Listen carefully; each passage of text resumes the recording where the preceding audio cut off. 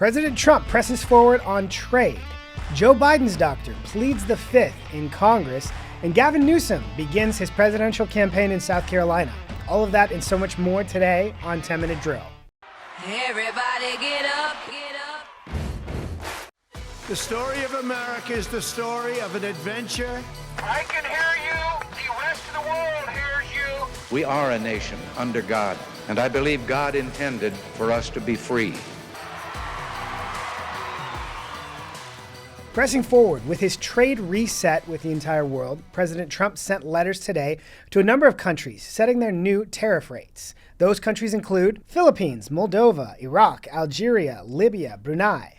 Today and over the next few days, we're expecting more announcements, including more letters and potentially some major trade deals.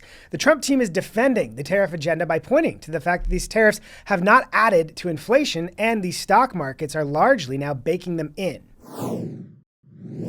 Stepping away from his podcast, his way too close to his face selfie videos, suntanning, and fancy dinners at French Laundry, Gavin Newsom has kicked off his presidential campaign in South Carolina. Now, he has not announced that it is the kickoff to his presidential campaign, but South Carolina Representative Jim Clyburn is not messing around. We got to build a foundation. So as we go around welcoming these candidates who are running for president. New to the South and talking to Americans outside of California, Gavin tried a new accent. You're going to have a cup of coffee, Madam Mayor? That's what you promised, Representative, Mr. Senator.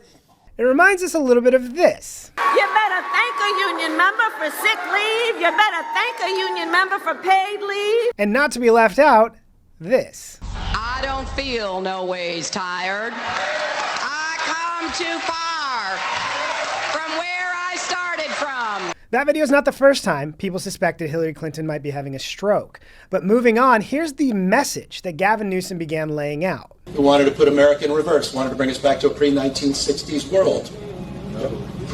On voting rights, civil rights, LGBTQ rights, on women's rights. So when Gavin says voting rights, he's talking about things like voter ID that are overwhelmingly popular. When he talks about LGBTQ rights, the only rights there that are shifting are whether or not the government can trans your kids or indoctrinate them with radical ideology. So once again, Gavin's way out on a limb here, but it's a good preview of what we can expect from him, which is more partisanship and representing that narrow 20% of the electorate who's taking these extreme positions that lost last November. Not everyone, including Democrats, are happy about this very, very early presidential visit when there's lots of other things going on back in California. That's a guy who, if he runs, he's got a lot to defend in California. If you look at quality of life issues there. You know, the Democratic donors I'm speaking with who have been supportive of him are pretty irate that he's there at the same time that over the last 6 months, there's only been 100 permits issued for the areas that were ravaged by the wildfire. We can expect a lot of jostling ahead of the 2028 Democrat primary. If it's anything like 2020, when there was 27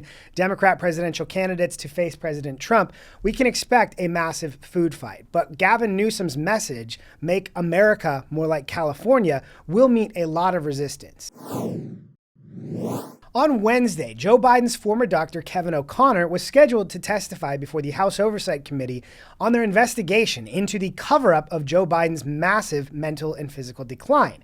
O'Connor first attempted to use executive privilege, but because Joe Biden had waived executive privilege for Trump staffers to aid the January 6th investigation back in 2021, the Trump administration used that same power to waive executive privilege for Dr. O'Connor. However, when he met with Congress, he pled the fifth and cited doctor-patient privilege to not answer any questions about Joe Biden and his health. This comes as a new book hits shelves. 2024, How Trump Retook the White House and the Democrats Lost America by Josh Dawsey, Tyler Pager, and Isaac Arnsdorf, with new revelations about Joe Biden, his failing campaign, and the cover-up that went into it, with particular revelations about Hunter Biden and his involvement both in the campaign and running the White House as Joe Biden continued to decline. Revelations like that are why we're going to continue to have congressional actions, hearings, investigations, and interviews with former Biden aides, and I don't expect that to slow down anytime soon. On Tuesday, we talked about the Axios report about Democrat voters wanting Democrats to get shot for the Trump resistance. In the wake of a violent ambush of ICE agents and law enforcement officers in Texas, there has been a surprising lack of pushback or condemnation from Democrats. Here's Hakeem Jeffries when he was asked about that. There needs to be blood to grab the attention of the press and the public. How do you respond to that, Leader Jeffries? Well, we are in a more is more environment in terms of the unprecedented assault on the American way of life. So note that Hakeem Jeffries isn't defending law enforcement. He isn't pushing back. He isn't saying, let's turn the temperature down. He's justifying it. Now, it is nice of him to take a few minutes off from photoshopping pictures of himself to answer some important questions in the media. But when Democrats are ratcheting up the rhetoric, again, calling Trump Hitler. Donald Trump is America's Hitler. If we were expecting this moment and this flashpoint to be an opportunity for new Democrat leaders with cooler heads to rise, we will not find it from Hakeem Jeffries. We've talked a lot about Medicaid and the risk that Republicans face if they don't successfully push back on Democrats and the media as they malign the One Big Beautiful Bill and as they misrepresent the Medicaid reforms in it. Here's the Wall Street Journal editorial board. No one is gutting the safety net. The GOP will have to rebut the Democratic and media distortions about the reforms or lose the 2026 election. So I want to just read a couple points that the Wall Street Journal editorial board made that you likely have heard here on 10 Minute Joe before. Medicaid spending has risen by roughly 60% since 2019. In a letter penned last month about the House bill, CBO said 4.8 million individuals covered by Medicaid won't comply with the part-time work requirement. The work requirement provisions don't apply to anyone who is disabled, pregnant, or caring for a younger child or a child younger than age 14. Don't buy the Democrat talking point that the working poor will be lost in red tape as they try to prove they're on the job.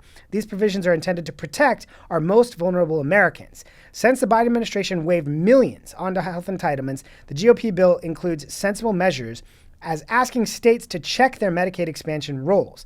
America is a generous society that cares for the vulnerable, but it should also be a land of opportunity, not a European welfare state. So just to wrap this all up, the reforms to Medicaid in this bill are about making Medicaid work better for the people who actually need it.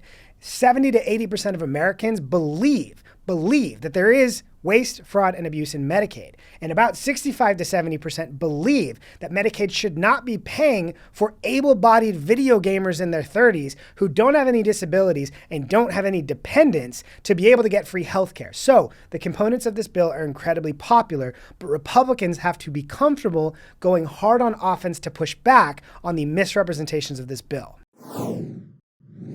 Yesterday, major news out of the Supreme Court. Supreme Court with a decision that will allow the Trump administration to move ahead with their plans to cut the federal workforce. So while this is critical in, again, standing for the Article 2 principle that the executive, the President of the United States, has the ability to oversee the executive branch, one of the main notes that came out of this, again, was a disagreement between justices. We talked a lot before about Justice Ketanji Brown Jackson, as with last week's major decision on national injunctions, where Justice Amy Coney Barrett had to gently push back on Justice Jackson for not relying on any kind of existing law to argue that the president needs to be checked by judges who constitutionally do not have the power to check the president in that way from the district court level. This time, Justice Sonia Sotomayor, the other most liberal member of the court, pushed back on Justice Jackson for focusing her opinion on things that weren't actually at question in this case. Despite a flurry of media praise for Justice Jackson, there seems to be a growing rift on the court, not just between the liberals and the conservatives, but between Justice Ketanji Brown Jackson and the rest of the court, who want to focus on law and interpreting the law as written, and Justice Jackson believing that her role is far more interpretive. Last week, Federal Communications Commission Chairman Brendan Carr launched his Build America agenda. In short, Americans get better internet, TV, and phone service across America. The Biden administration really prioritized urban areas and places where there are Democrat voters. Chairman Carr's agenda is focused on rural America, poorer areas, getting them better internet, better cable, better access to communication systems, which will help normal people, but also small businesses and growth across the country. In short, it's like a tech upgrade for the entire country, particularly those places that need it most, again, like rural America. And one key part of this is something I like to talk about a lot, which is overregulation. The delete component of this plan is about getting rid of all of the complex rules and regulations hurting the growth in communications technology and development around the country. So kudos to Chairman Carr, and we're excited to see how this helps America as a whole. A new headline from the New York Times. Trump hires scientists who doubt the consensus on climate change. Over the last 4 years, President Biden primarily focused the Department of Energy on green energy, which made energy for most Americans more expensive and less reliable. In an effort to make energy more affordable and more abundant, President Trump has recentered the Department of Energy on actual energy. But the New York Times is taking issue with some of these recent appointments. Those include Professor Stephen E. Koonin, a physicist and author of a best-selling book that calls climate science unsettled. Professor John Christie, an atmospheric scientist who doubts the extent to which human activities cause global warming. And Dr. Roy Spencer, a meteorologist who believes that clouds have had a greater influence on warming than humans have. So as you hear those descriptions, these are all very, very impressive and extensive credentials.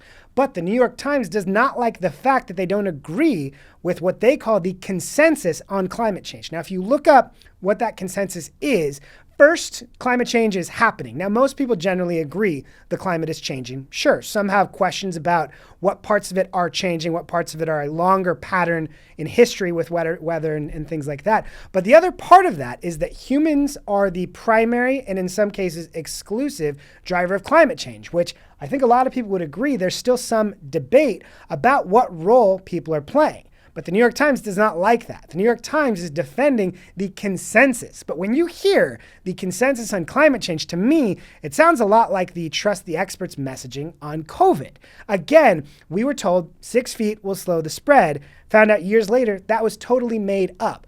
On climate change, we've had a number of other similar revelations of things that have been treated as part of the consensus that we later found out were largely politicized research. For example, we've talked about climate attribution. There is an organization called World Weather Attribution that's quoted in every media article about the role climate change is playing in any kind of storm or natural disaster. But research has shown World Weather Attribution has cut corners in their research, and most of what they're putting out isn't even peer-reviewed because their goal, as they have said publicly to media, is to be fast enough to get included in those stories, whether or not the science and the research and evidence adds up or not. So again, as you hear, New York Times pushing back on these incredibly renowned energy experts being unqualified for the Department of Energy because they don't agree with what largely left-wing outside groups have decided is the consensus on climate change, you have to remember the political organizations behind this are hyper-focused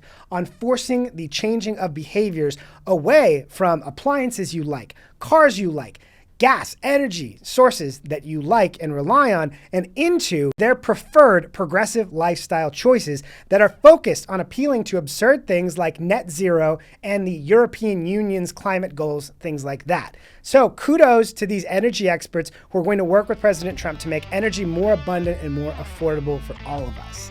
That is all the time we have for today. Thank you so much for joining us on 10 Minute Drill. Please like, subscribe, leave us a review. If you leave us a review or a comment, we will engage with that here. Have a nice day.